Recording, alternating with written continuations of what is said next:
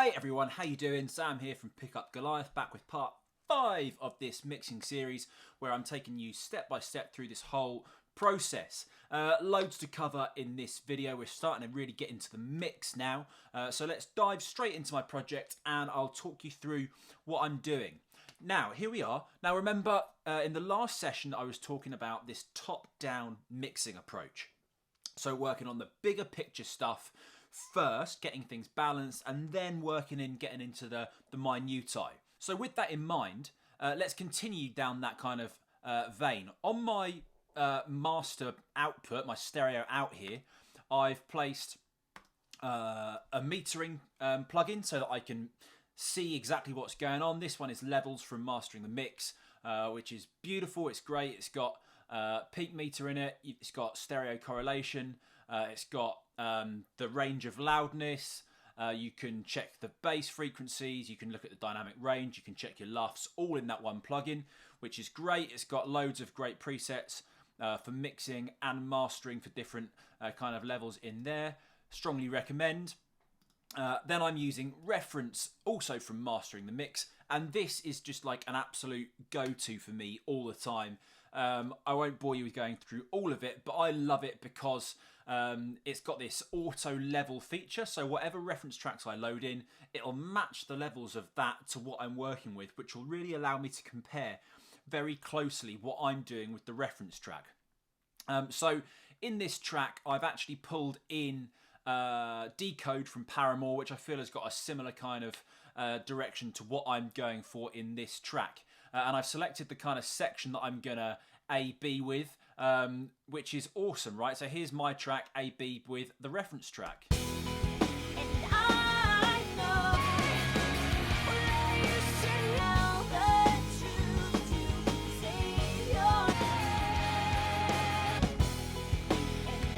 Cool. So, you know, really great, really handy, meaning that I can just flip backwards and forwards between my track and that reference track to compare elements at any point in my mix. So I'm going to leave that there and up and operating. Now, before I get into individual elements, I'm going to do some more kind of top-down processing. So on my instrument bus, I'm actually going to make a couple of EQ moves. Now, I get this straight from Nolly at Get Good Drums, who has taught me loads and loads.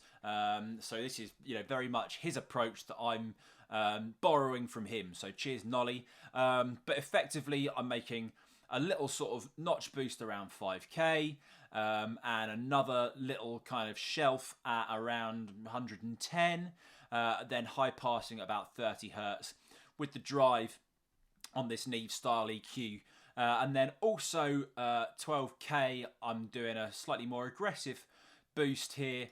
These aren't doing anything, these bands. Then around 60 Hertz, another little bump of around a dB, and then trimming that in, so gain matching that. And gain staging at every single stage throughout my process is totally key, okay? So whatever you do at any point in any of these processes, and if I forget to say it afterwards, don't forget gain stage, because that's what I've done, okay? So those are a few little EQ moves. So let's just, you know, have a listen to what that's done to my mix as a whole.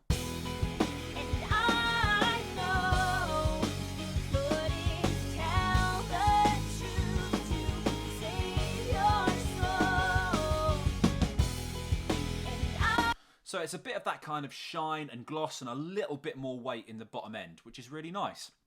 That's on my instrument bus. Remember, that's only affecting the instrument channels. That's the drums, the bass, and the guitars. That's not on the whole mix. So perhaps let's just mute out the vocal bus just so we can hear that even more clearly.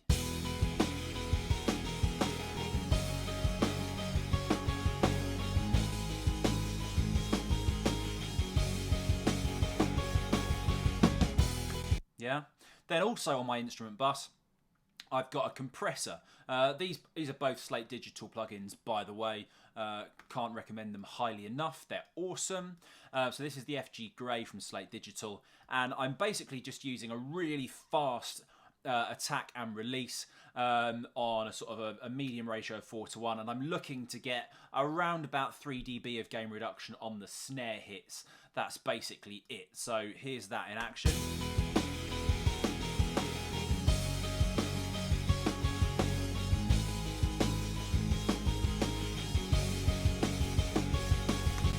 just pulling that snare back into the mix a little bit, which is nice. I like that. Then on my actual mix bus, I'm using some tape emulation, again from Slate Digital. This is basically just straight up. I'm actually driving it a little bit on the input, just because I like the sound. It's giving me a bit more warmth across the mix. Remember, this is across everything, vocals included. So here's that thrown in.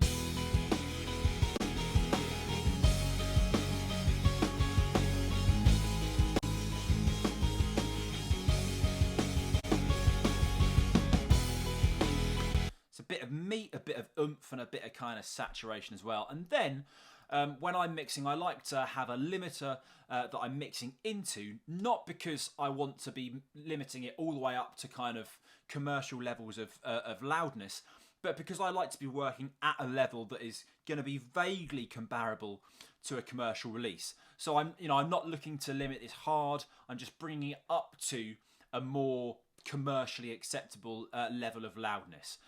So this is what I'm bringing it up to, with about 10 dB added in.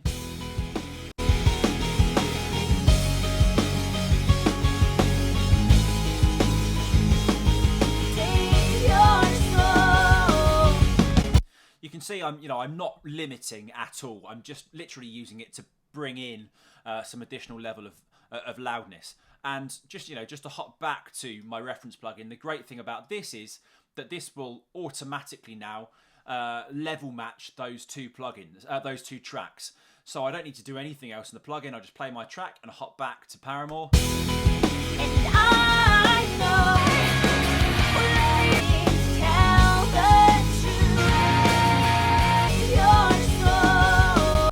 awesome, right? So all the way through, this plugin does all the hard work for me, and it's just going to kind of compare those things really, really effectively. So that's the kind of stuff I'm doing that is very much top down, which is setting me up really, really well. Now, the rest of this session, I'm going to be looking at drums, right? And I've done a whole bunch of things on the drums here, but most of them are pretty subtle. So let's sort of start running through them. So let's start with the kick. First of all, I've taken my two kick channels that I had here, my kick and my kick sub, and I've bussed them. So I've sent them to a new bus, bus 6, which is this bus here, which is now my kick bus. So that's both of those elements together, and I've routed that into my drum bus, okay? Now, on that bus, first thing that I've done is to gate it. So listen to what this gate is doing.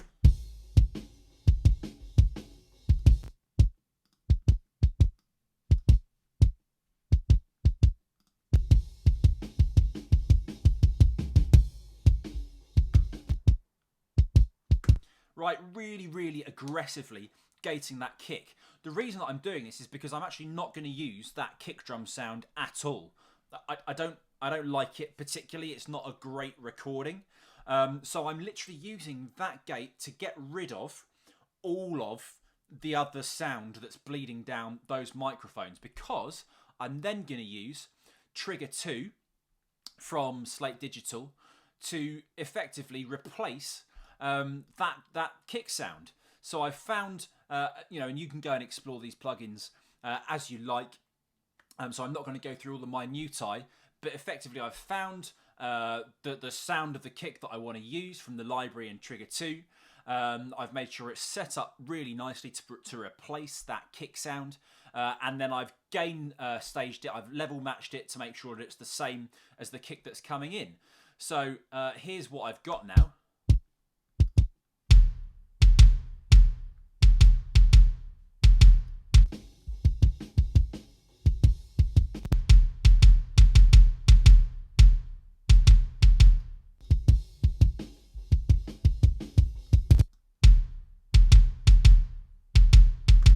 Absolute night and day. I've got control, I've got a much nicer sound, and the beautiful thing about using triggering using drum replacement, sample replacement, is that you're working with samples that have been collected in isolation with no bleed. That's going to give you additional control in your mix, right? So that is just a beautiful, beautiful thing.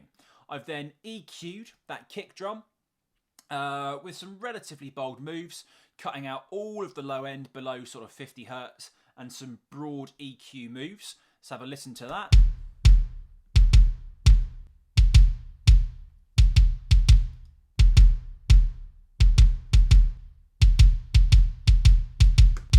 So I'm just tightening up that sound, getting rid of that mid-range kind of just general nastiness, I suppose, really, stuff that I don't want to be hearing. Again, level matching. So didn't actually need to... Oh no, I'm using the auto match on this feature here. Then I'm going to compress. So I'm using smash and grab from Get Good Drums.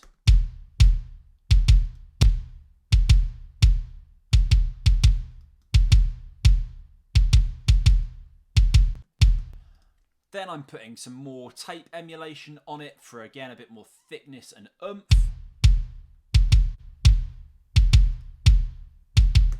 And then just trimming it back in with a gain plugin. As always, make sure that we're listening to those things in context. So here's the whole drum kit, and let's A/B those plugins.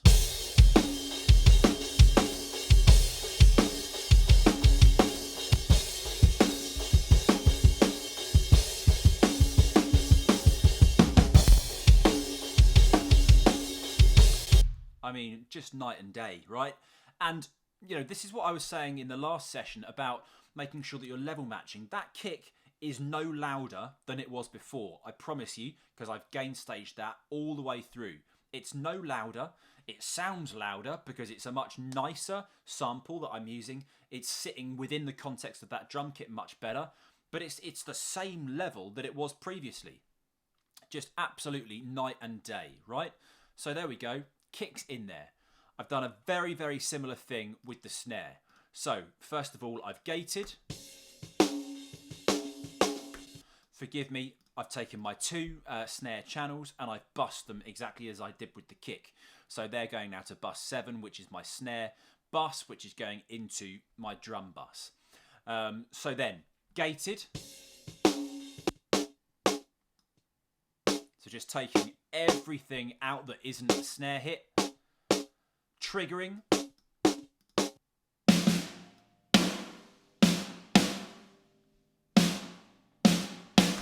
So the beautiful thing about these triggers is that they're completely dynamic.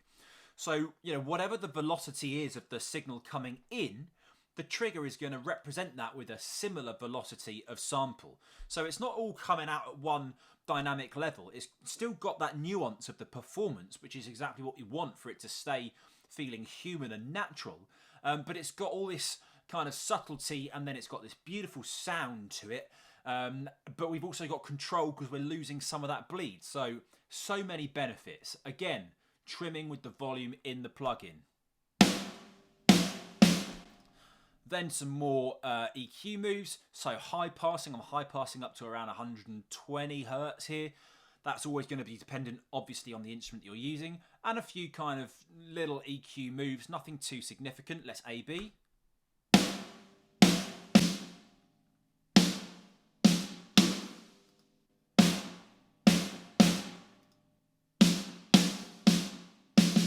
So, predominantly using these moves to tidy up the sound, clean up the sound. I'm adding a little bit of the body of the snare to give me a little bit more gut punch and a little bit of kind of stick attack up there as well. And then I'm compressing once again with smash and grab from Get Good Drums in the snare mode. And I'm going pretty hard on it here. So let's hear what that's doing.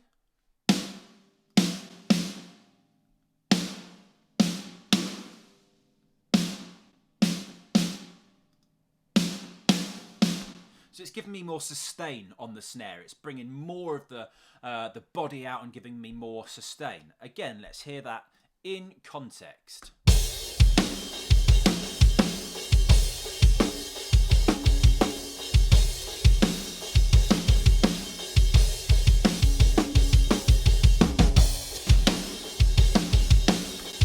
Making such a massive difference. Again, that's all level matched. I've gain staged all the way through.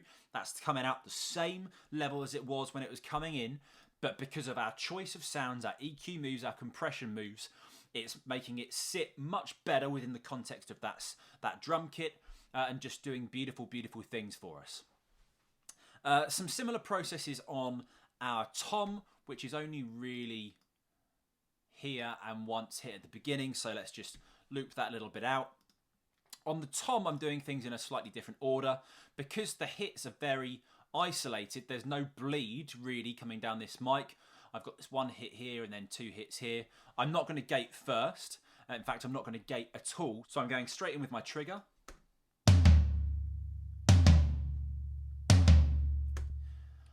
I'm then using a transient shaper just to smooth off some of the decay, some of the sustain on that tom.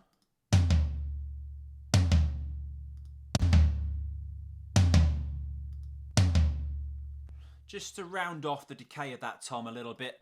And then I'm using FabFilter Saturn, which is a multi-band saturation distortion plugin with 3 separate bands to kind of really drive the high end of the toms quite aggressively and also scoop some of the mids out as well, which is going to make a big difference.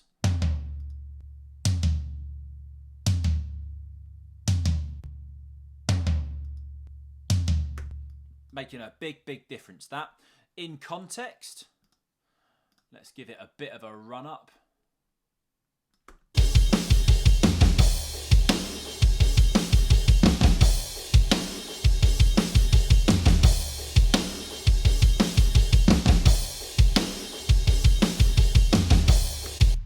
Again, you know, making a massive difference.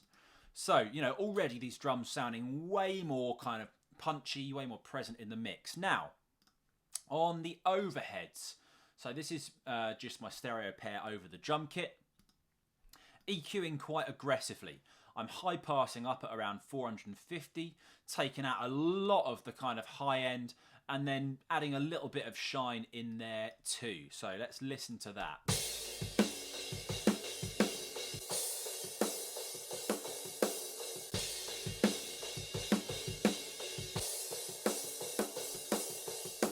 So pretty aggressive, right? All the time making sure that I'm game matching. So with this, I'm having to put back in quite a lot of level because I'm obviously subtracting quite a lot of frequency content here. But then I'm also using Gullfoss, which is a sort of a smart, intelligent EQ. And I'm focusing it just on this like 2.5 to 5.5K area to tame those frequencies in there. So that's going to really sort of give me control over the hiss and sizzle of those overheads.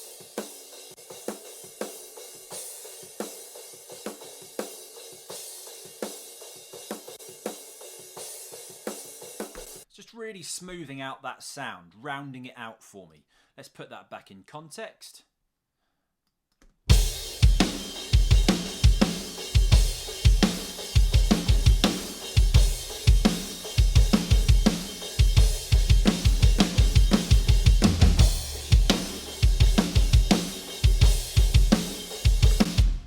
Sounding lush. Beautiful. Now, once again, on my room mics, so my mono and my stereo pair, I have bussed those. They're going out of bus 8, which is this bus here, which is then routed back into my bus 1. So I'm processing those together. So what am I doing on my room mics? First of all, some EQ. So I'm high passing around 150 and adding in a little bit of presence in the high end.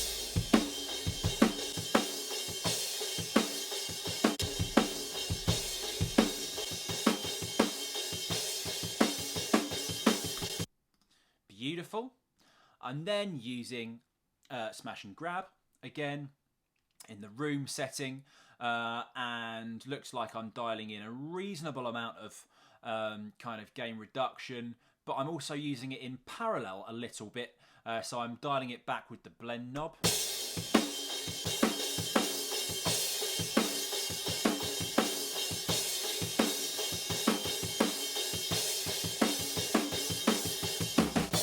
Cool. Then again, some saturation in multi-band. I'm basically just targeting the mids here, so I'm driving the mids quite a lot.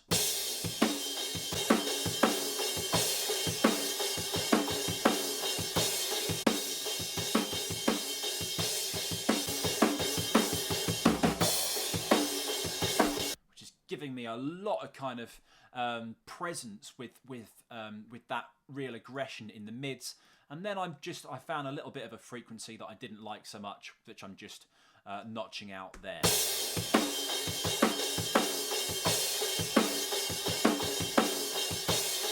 Very subtle. So all those things together sound great, right?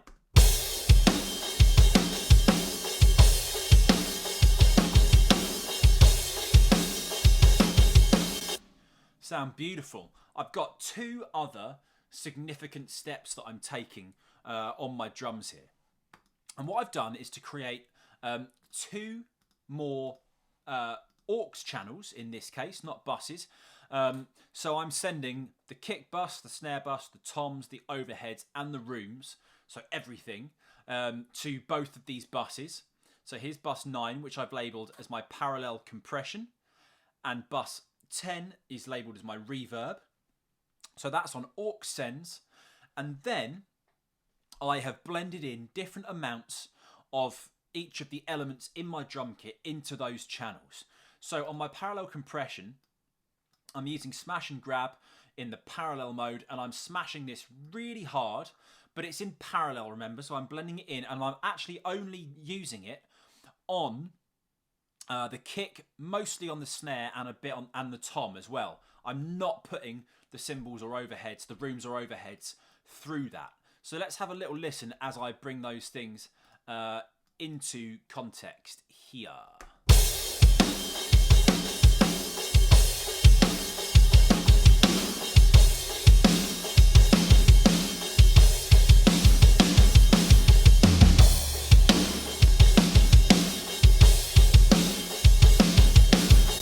Just giving me all of that bloom and sustain on the snare and making it sound much, much fatter and longer.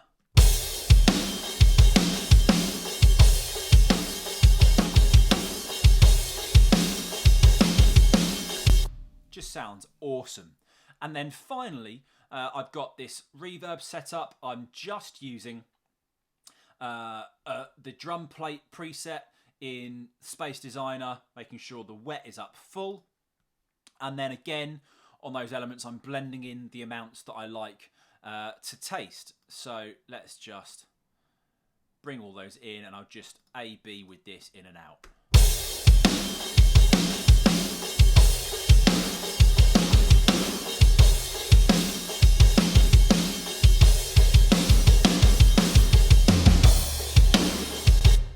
Just sounds, so much better. Again, it's not louder, I'm not doing anything different, but the accumulative moves have made things a bit louder, so I've then just trimmed back in with a gain plugin on my drum channel to bring it back to where I was before I started. So everything is back in check, if you like.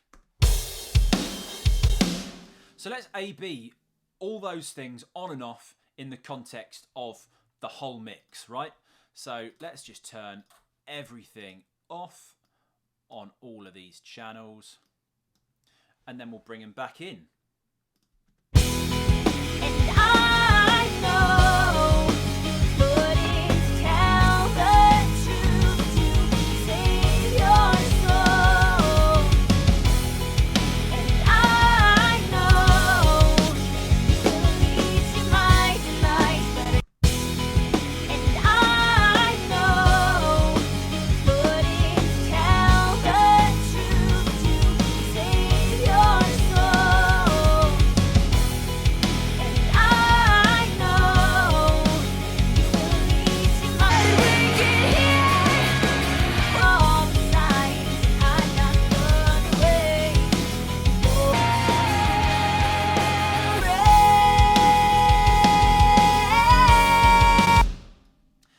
So that to me is just, night and day. I've made loads of really positive moves, but the key thing here is that I've checked all of those things in context. I haven't gone in sort of first off straight away and gone, right, let's fiddle with that kick loads. I've made all those decisions in the context of the track, which is key. And not that you saw me do it, but I did all of those things whilst referencing my reference track, Paramore's Decode, as well, which again is key to making sure I'm working towards the sound that I'm trying to achieve. So look, loads and loads of really encouraging positive things that I've done here. In the next session, I'll be jumping into my bass and my guitars as well. So hit that like button, hit subscribe so you know when the next one's out, and I shall see you in the next one.